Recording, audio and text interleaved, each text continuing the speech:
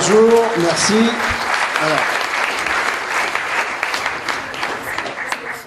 Alors. 1, 2, vous m'entendez bien. Bon, écoutez, donc si elle dit que je n'ai pas à me présenter, je vais y aller, hein, parce qu'en fait, on m'a demandé de venir pour ça quand même. Donc, je suis ravi de vous rencontrer, parce que quand on fait de la radio, souvent, on a nous qui vous envoyons du son et on n'a pas l'image. Ben là, j'ai l'image, donc je vois à peu près ceux qui m'écoutent et ceux qui sont fidèles. En fait, je suis ravi d'être là parce que quand j'ai démarré cette aventure, c'était en juin 2012. J'ai rencontré des gens assez incroyables. Déjà, il faut remonter le cours de l'histoire. Rock m'a demandé, d'ailleurs, je voudrais qu'on l'applaudisse bien fort parce que si vous êtes là, c'est grâce à lui.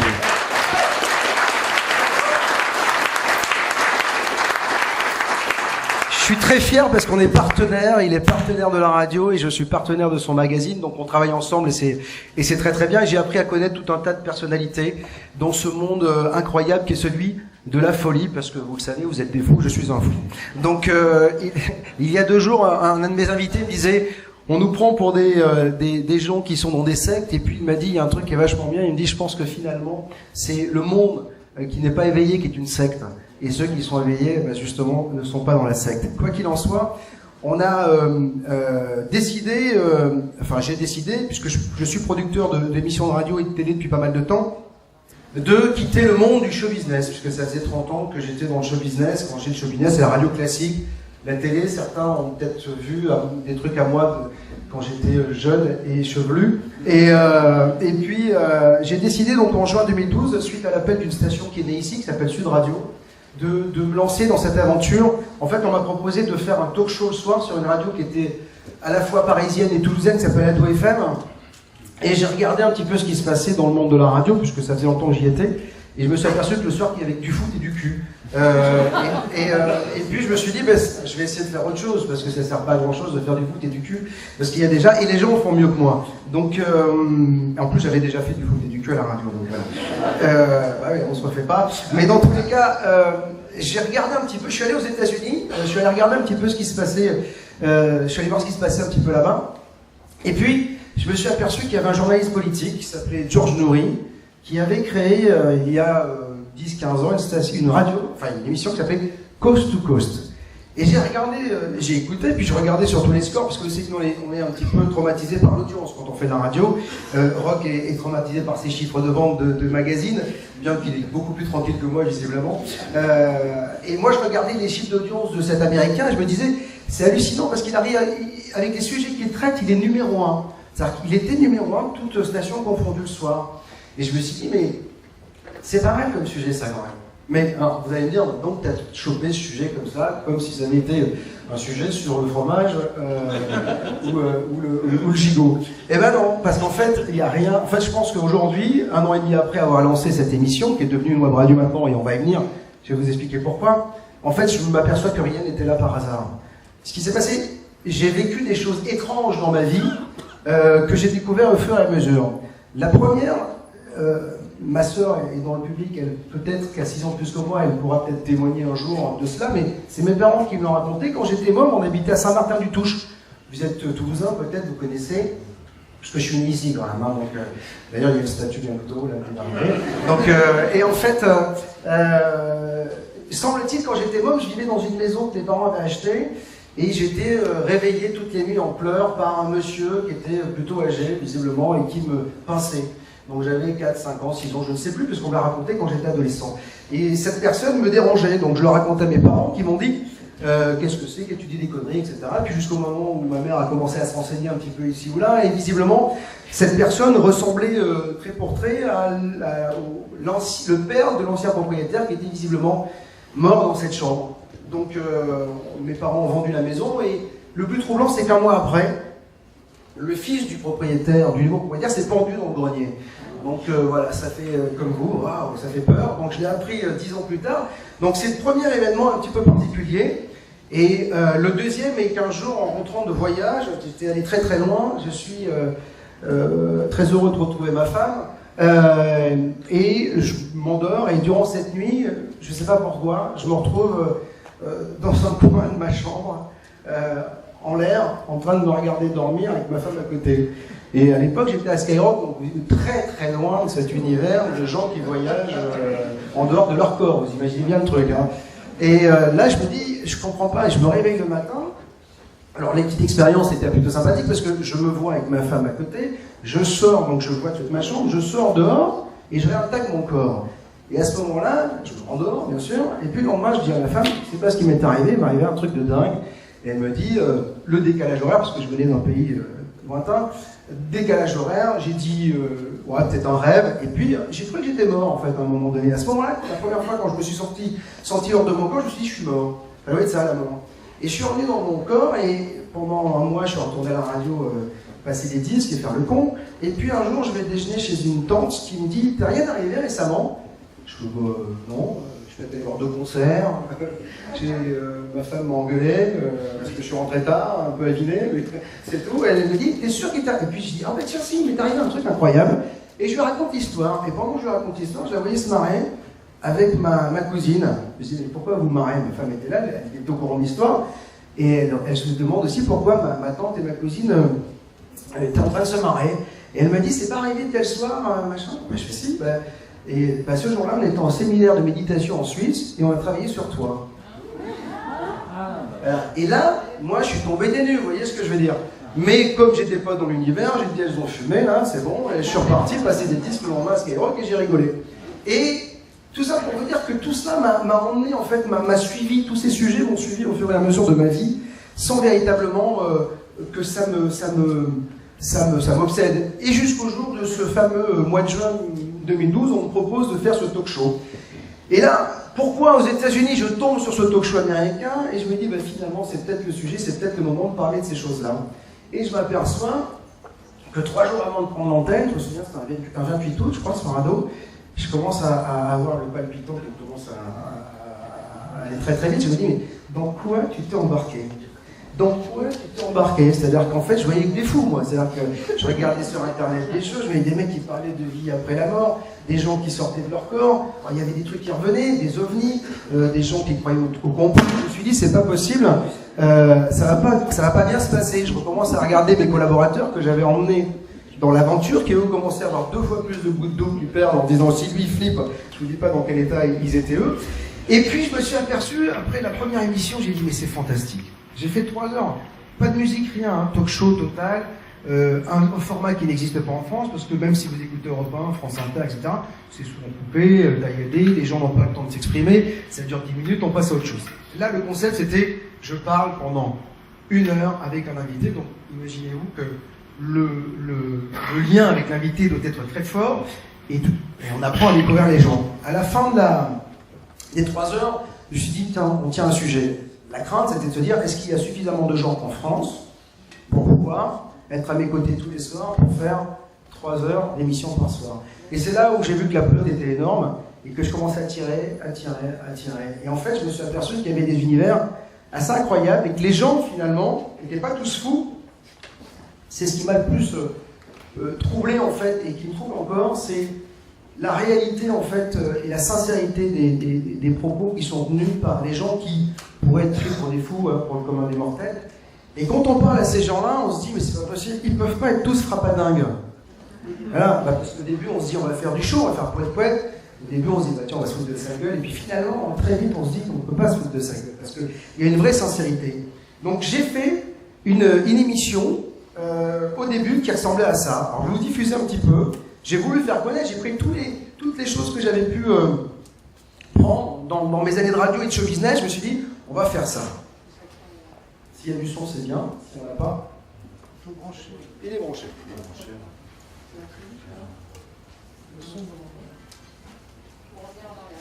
Oui, j'ai compris. Mais il faut du son. L'ordi n'est pas branché. L'ordi est branché. L'ordi est branché. Normalement, on va avoir du son. C'est pas grave s'il n'y a pas de vidéo. Je ferai sans. Donc, de toute façon.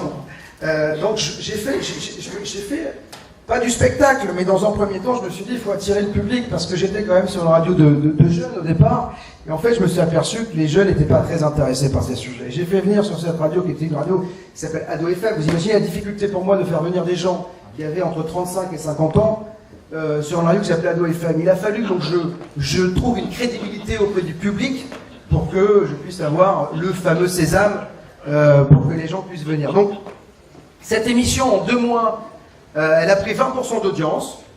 Quand j'ai pris l'émission, on était 8e, toute radio confondue, le soir sur Paris. Il y avait première, c'était Énergie, deuxième Skyrock, troisième RTL, quatrième Europe 1, etc. Et on était 8e. Et au bout de 2 mois, on avait gagné 20% d'audience. Au bout de 4 mois, on était passé 3e. Donc je me suis dit, il y a un vrai public qui cherche des réponses. Et plus j'avançais dans moi les questions que je posais à mes invités, plus je trouvais mes réponses à moi. Et c'est ce que je dis aujourd'hui quand j'ai des invités et quand je parle à mes auditeurs qui bien sûr sont aussi critiques que peuvent être des critiques de cinéma, c'est-à-dire toujours plus fort que tout le monde, bien sûr, parce que quand on est derrière son ordinateur, je me fais critiquer de toutes parts, mais c'est normal, quand on s'expose, fatalement, on se fait bousculer. Mais c'est pas bien grave. Je dis à mes invités, à mes auditeurs, trouvez votre vérité, parce que bien sûr, le titre, c'est Bob, vous dites la vérité, c'est pas la mienne, hein. C'est celle de mes invités. Moi, je n'ai aucune vérité, j'essaie comme vous, peut-être de chercher des réponses. Alors ça a marché, puis au fil du temps, une fois que j'ai commencé à parler des ovnis, des phénomènes paranormaux, de la vie après la mort, j'ai attaqué des sujets un peu plus sensibles. Des sujets qu'il ne faut pas toucher en France, qui sont le nucléaire, les labos pharmaceutiques, les sujets, on m'a dit, vous savez, quand j'ai pris l'antenne, on m'a dit, l'armée tu crains rien, bon, la politique tu crains rien, méfie-toi des labos pharmaceutiques. Et bien sûr, moi, c'est comme un gosse, vous dites, mettez pas la main au feu, qu'est-ce qu'on fait? Je suis un peu con, j'y vais direct, et voilà, et je commence à recevoir une personne, 2 personnes. Tout ça, vous imaginez, sur ado, hein, c'est-à-dire qu'il y avait ma direction qui me regardait et me dit, pourquoi tu parles de ça sur l'antenne d'ado, une labo pharmaceutique, ils ne savent pas ce que c'est. Et je voyais que l'audience venait, qu'on avait monté un site internet, qu'il y avait de plus en plus de gens qui se connectaient sur ce site, le Facebook a explosé, etc. Donc je voyais qu'il y avait quelque chose, il y avait intérêt. Et en fait, j'ai pris conscience que il y avait des moutons et puis quelques loups. Voilà. Et que finalement, se placer du côté des loups, c'était mieux que d'être du côté des moutons. Et j'avais la sensation que mes auditeurs avaient choisi leur camp et qu'ils allaient plutôt vers du côté des loups en se disant, si on connaît, on sera peut-être pas bouffé comme tous les moutons. Donc le public répondait, sauf que j'étais de plus en plus bousculé. Et comme le succès était là, bien sûr la direction m'a dit, vas-y, finalement, fonce quoi. Et alors, comme ils sont toujours très à la recherche d'argent, comme ils ont vu que ça fonctionnait, ils se sont dit on va s'associer. Donc le groupe Sud Radio se rapproche véritablement de moi, on se retrouve dans un cabinet d'avocats, on va s'associer, t'as l'appli, t'as le site internet, t'as des idées, je voulais faire des opérations comme celle-ci, etc. Donc ils se sont dit on va en croquer, on va pas le laisser gagner de l'argent tout seul, parce que bien sûr, ce qui les intéressait, l'antenne ils s'en foutent, ils font pas de radio, hein, ils font du fric, hein, donc voilà. Donc ils se sont dit on va faire du fric avec lui. Et puis un jour, alors qu'on a commencé à faire les statuts de la prochaine société, le 17 juillet, l'un des boss du groupe Sud Radio me dit il faut qu'on se voit. Pas de problème. Et entre la poire et le fromage, c'est-à-dire moi l'ascenseur ça a duré 2 minutes, il m'a dit on arrête tout. Voilà. Donc moi j'ai une équipe, on a été depuis le 1er juillet diffusé en syndication, ce qu'on appelle, du coup il y a d'autres radios qui reprennent le programme en France, on est diffusé dans 40 villes. Il y a une plus grande station lyonnaise qui s'appelle Scoop qui a signé la syndication et qui va retransmettre dès septembre. Donc l'avenir est rose. Vous voyez, tous les feux sont verts. Et eux disent on arrête tout. Et je me dis pourquoi on arrête tout. C'est tout ce que je veux. Bien sûr, je suis pas con. J'ai un avocat, je dis, qui lui a dit pourquoi. Et là, oui, on a reçu quelques lettres de dirigeants de labos pharmaceutiques qui disent que vous dites des choses que vous ne maîtrisez pas forcément. Donc je dis, moi je pense les maîtriser, et je pense que c'est eux qui ne maîtrisent pas le fait qu'on n'est pas des cons et qu'à un moment donné, on va peut-être pouvoir se rendre compte de ces choses-là. Et en fait, la radio s'est auto-censurée. C'est-à-dire que c'est vachement plus pernicieux que ça, c'est-à-dire qu'au lieu de se dire, parce que si ça avait été officiel, la censure, moi, qu'est-ce que je fais? Je monte au créneau, l'AFP, machin, tout ça, et là ça part à la caisse. Mais ces gens sont beaucoup plus pernicieux parce que c'est ceux qui tiennent les cordons de la peau. Sans être dans la théorie du complot, un labo pharmaceutique ou une firme agroalimentaire, c'est eux qui ont l'argent qui font la pub. Donc du coup, le rédacteur en chef, aujourd'hui, c'est pas un journaliste, c'est la régie publicitaire. Donc du coup, qu'est-ce qui s'est passé?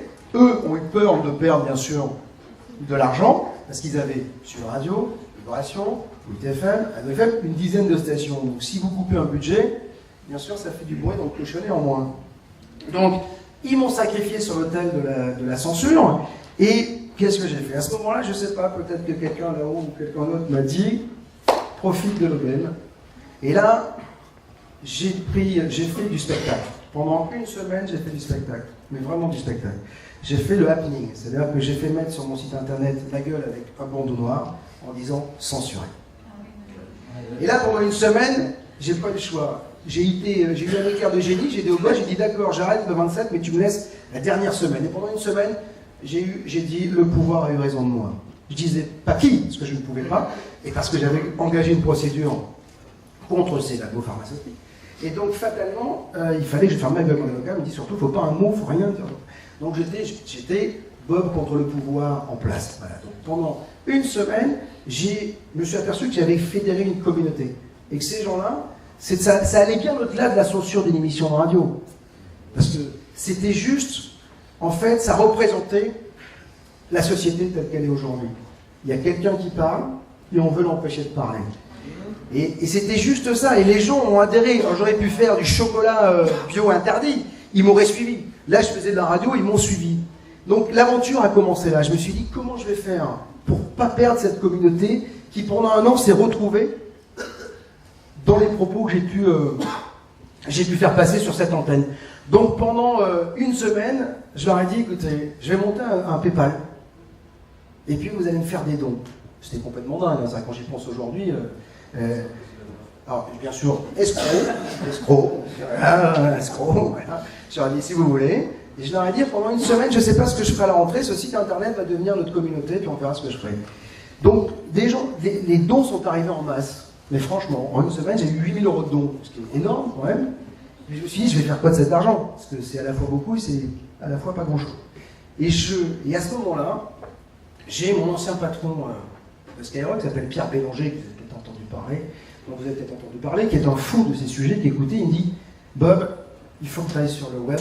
Il y a Glenn Beck aux États-Unis, qui est un ancien de Fox News, qui s'est fait censurer il y a 2 ans, et il a monté une web radio, une web TV par abonnement, cartonne, et surtout il a gagné la liberté. Et dès le lendemain, j'ai dit voilà, on va monter une web radio par abonnement. C'était pourri parce que ça n'existe pas. Vous payez pour votre téléphone, vous payez pour Canal+, pour BeIN Sport pour ceux qui aiment le football, mais la radio c'est gratuit.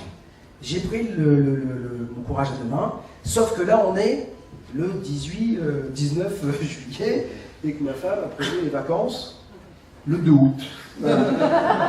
Et j'annonce à l'antenne que le 4 septembre, le 2 septembre, je serai à nouveau quelque part. Et là, bien sûr, alors j'appelle toutes les radios classiques au départ en disant je suis libre. Alors, bien sûr, la réponse est jamais on ne peut pas des sujets, on dit c'est trop tard. Donc voilà, donc je me retrouve sans antenne, je me dis il y a des gens qui me suivent, qu'est-ce que je fais? Donc en une semaine, je me suis dit j'ai annoncé à l'antenne qu'on fait la web radio, il a fallu que je trouve des locaux, parce que c'est bien de faire. Il a fallu que je trouve que j'arrive à convaincre ma femme que le PEL, on allait le casser pour payer le matériel, parce que les radios c'est 50 000 € d'investissement minimum, même qu'une console ça vaut 25 000. Voilà. Et puis, l'idée c'était de se dire qu'est-ce que je vais mettre dans cette web radio, parce que, donc, du coup, je trouve des locaux qui étaient vides, il faut que j'achète du matériel, donc je commandais, j'étais à l'autre bout du monde en vacances, la nuit je commandais du matériel, je payais tout machin, c'était un truc de dingue, et j'arrive le 19 août à Paris, j'ai une salle, et rien dedans. Et j'ai promis aux éditeurs que le 2 septembre, j'aurai à nouveau ouvert l'antenne. Et donc, qu'est-ce qui se passe? Il se passe que le 19 au matin, je commence à relever mes manches et je commence à peindre, à clouer, à faire un studio de radio. Ce qui n'est pas du tout ma spécialité, vous comprenez bien. Ça. Charpentier ou secteur de studio. Mais j'avais pas le choix. Je prends mon rédacteur en chef, mon célèbre Mathieu, qui est toujours avec moi depuis le début, et je lui dis, écoute, tes vacances, tu vas les abréger, et on a une aventure à vivre, c'est celle-ci. Et on faisait vivre l'opération, puisqu'on disait aux gens, regardez, on faisait des photos, voilà, on a monté le tabouret, on a monté le truc, on a acheté deux appareils. Et donc on faisait vivre, et les gens ils disaient, quand est-ce que ça démarre? Je commençais à avoir des sujets, et je disais, écoutez, on ne sera pas prêt. Alors, parce qu'il fallait faire 2 radios. Il fallait faire une radio gratuite, avec les anciennes émissions, qui est de la vitrine, et un flux payant. Comme Canal+, il y a du clair, il y a du crypté. Donc le flux gratuit, c'est simple, hein. Vous mettez ça sur le web et ça marche. Le plus compliqué, c'était de faire le flux payant. Donc du coup, on s'est dit, comme on a la bourre, on va démarrer je crois qu'on est allé jusqu'au 25 septembre. On a dit c'est gratuit jusqu'au 25 septembre. Voilà. Et donc on a vu des gens arriver, et on a commencé à ouvrir les abonnements et les gens s'abonnaient de plus en plus. Donc on a pris l'antenne le 4 septembre et jusqu'au 25 septembre c'était gratuit. Et on s'est dit qu'est-ce qu'il faut mettre dans cette radio. Et j'ai pris le parti pris d'aller beaucoup plus loin bien sûr que lors de la première saison, parce que si la première saison j'avais une problématique, c'était pas la direction qui me gênait, c'était d'avoir cet establishment, comment dire, l'establishment à tous les niveaux, qui vous dit vous pouvez pas faire ça, vous pouvez pas faire ça. Là j'avais la chance de pouvoir faire ce que je voulais. Le rédacteur en chef cette fois-ci c'était moi. Donc si j'ai envie de parler des labos pharmaceutiques, je parle des labos pharmaceutiques. Si j'ai envie de parler de ceci, j'ai envie de parler de ça. C'était à la fois très important de pouvoir avoir cette liberté, tout en n'oubliant pas que l'année d'avant, ça m'avait quand même valu quelques problèmes. Mais pas que au niveau des labos pharmaceutiques, parce que, et d'autres choses que, durant la saison 1, j'ai reçu des menaces téléphoniques sur mon téléphone, comme quoi quand les gens veulent avoir votre numéro de téléphone, ils l'ont, avec des voix trafiquées, bien sûr. On sait où tu habites, on connaît tes enfants, ta famille, machin, vous imaginez ma femme, en pleine forme, flippant. Et puis un jour, j'ai échappé à un meurtre. Une femme qui rentre dans le studio avec une lame comme ça, et qui veut me tuer. Donc les flics arrivent, ils chopent tout ça, machin. Pourquoi? Parce qu'à un moment donné, je me suis aperçu que ces sujets sont assez particuliers. C'est que moi je dis, j'ai un jingle qui dit sans dogme religieux, sans dogme scientifique, sans aucun dogme. Mais le problème, c'est que souvent les gens recréent des dogmes. C'est qu'en fait, ce qui au départ est une croyance alternative devient une croyance ferme et définitive. Et là, on est mort. À partir du moment où je pense que vous dites « je crois », vous êtes tué. Voilà. Et celle qui voulait me tuer, elle croyait. C'était à la suite d'une émission que j'avais faite avec Édouard Broisé sur les secrets du Vatican. Et Dieu sait s'ils en ont. Et fatalement, j'avais dû certainement toucher une corde sensible chez cette dame qui devait être très très pieuse, hein, et qui avait décidé que son pieu le mettrait dans mon cœur. Donc voilà, on a réussi à la stopper. Mais je me suis dit, waouh, dans cette deuxième saison, ça va être encore pire. Tu cherches quelque chose peut-être. Tu cherches à me brancher le son. Parce que j'avais plein d'images à vous montrer, c'était vachement bien. Hein. Il y avait des photos de moi en vacances et tout. Ça marche? Ah, c'était peut-être pas le bon truc que tu avais trop branché en fait. Ça va peut-être marcher. Donc la première radio, on va voir si ça marche. La première fois, on va revenir un petit peu à la saison. Quand j'ai démarré la radio, ça faisait ça. Bob vous dit toute la vérité, c'est ça. Le nouvel ordre mondial, c'est une future dictature où l'homme sera réduit à l'état d'esclavage pour le bien de l'économie. Il a décidé de ne plus subir de pression publicitaire. Mais ça vous fout les boules, mais c'est vrai. Malheureusement, il n'y a pas de journalisme à l'anglo-saxon en France.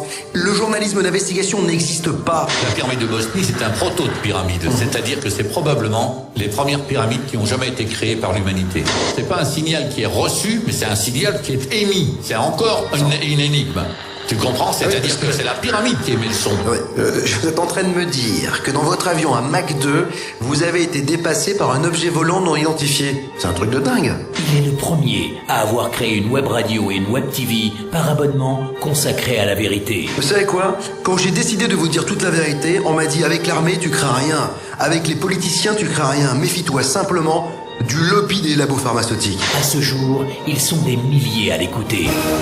24 heures sur 24, c'est la vérité sans pub. Après le nucléaire. Il y a eu des informations incroyables. Alors, est-ce que c'est parce que ces gens-là sont sous la pression des lobbies nucléaires? Il y a une vérité à faire éclater. Le nucléaire, c'est un risque technologique non maîtrisable. Si vous m'écoutez une fois, vous m'écouterez 1000 fois. Prenez le pelage de votre chat. Ouais. Est-ce qu'il a des taches? Oui. Ah, j'en étais sûr. Eh bien, ces taches, en fait, elles ne sont pas distribuées au hasard. Après les vaccins. Il y a une déresponsabilisation dans la médecine. Pour la trithérapie, la moyenne est entre 10 et 15 000 euros par an. Alors là, effectivement, on se pose la question sur derrière les enjeux financiers. Parce que, au lieu de diminuer la charge des médicaments, mais donc diminuer les charges financières que ça représente, on va augmenter les médicaments et augmenter les charges financières que ça représente. Bien, ce soir, j'ai le plaisir de recevoir Minanda, une conscience extraterrestre dans un corps humain. Joli corps en plus. Alors moi, bon, parce qu'on s'était au téléphone, Minanda, mais là, je vous vois en chair et en os. Vous avez été gâté par la nature, hein, je vous le dis. Hein. Non, mais c'est fait exprès. Ah, c'est fait exprès. Ah bah oui, c'est fait exprès. J'ai choisi exprès ce visage et ce corps justement pour appâter plus facilement les terriens. Bob vous dit toute la vérité pour ne plus jamais dire « je ne savais pas ». Merci, merci. Donc vous voyez qu'on garde toujours ce côté ovni parce que c'est très intéressant. Et Minanda est l'exemple même de ce que je veux faire à la radio et de ce que je vous propose. J'ai essayé de proposer une radio qui accueille des gens qui sont accueillis nulle part. Je n'ai aucune certitude sur la véracité de ces propos, cette dame. Mais pourquoi elle n'aurait pas raison? Pourquoi la personne qui voit un ovni a plus raison que celle qui dit être une extraterrestre? En fait, et c'est là où, quand je reviens à cette femme qui voulait me tuer, il ne faut pas recréer de dogme. En fait, j'ai appris avec cette radio que finalement, laissons les gens s'exprimer. La réalité de monsieur n'est pas forcément la mienne, la réalité de madame et la sienne n'est pas la mienne. Vous voyez ce que je veux dire? L'important, c'est de se faire sa propre vérité. Cette dame, qui est effectivement plutôt bien, elle a sa vérité. Si elle pense que c'est une extraterrestre vénusienne et un père saturnien, tant mieux pour elle, j'ai envie de dire. Elle a découvert qu'elle était. Moi, je cherche encore. Donc, vous voyez? Mais dans tous les cas, c'est ça qui est intéressant. Cette radio, elle sert à ça. Donc, cette année, j'ai voulu aller encore plus loin. Vous avez vu, on parle de nucléaire, on parle des labos pharmaceutiques encore plus loin, parce qu'aujourd'hui, j'ai plus rien, je ne dois plus rien à personne. Je vais moi-même au fond des choses. Alors, la mise en place de l'antenne, bien sûr, c'était un fait, on a démarré, et puis une radio, ça coûte cher. Donc, pour vous expliquer, j'avais proposé aux gens de payer 10 € par mois pour avoir une émission, et puis je me suis dit que c'était pas... c'était pas dans mon intérêt de faire que ça. Donc on a créé une vraie radio, et donc il y a plusieurs émissions aujourd'hui. Une émission qui s'appelle Ici on allait mieux, avec un journaliste qui s'appelle François Desmier, qui parle de la sophrologie, de la réflexologie, de tout ce qui fait que vous pouvez aller mieux, du feng shui, de la nourriture, etc. Il y a aussi une émission qui est en accès libre, qui s'appelle Toute votre vérité, qui est une succession chaque soir de différents médiums, voyants, etc., qui permet aux auditeurs de poser des questions. J'ai beaucoup de mal avec ça, je vous le dis, je ne cache pas, avec les voyants, les médiums, mais encore une fois, c'est gratuit, donc c'est ce que je préfère ça. Après, ces gens-là ont une plateforme, et comme je dis, si vous voulez les voir en privé, ça n'engage que votre responsabilité. Mais l'antenne, moi, c'est gratuit. Et puis, il y a une émission qui est vachement bien, que je vous invite vraiment à découvrir, qui s'appelle Les Connus face à l'inconnu. C'est Yves Cara, qui est un journaliste avec qui j'étais sur Europe à l'époque, qui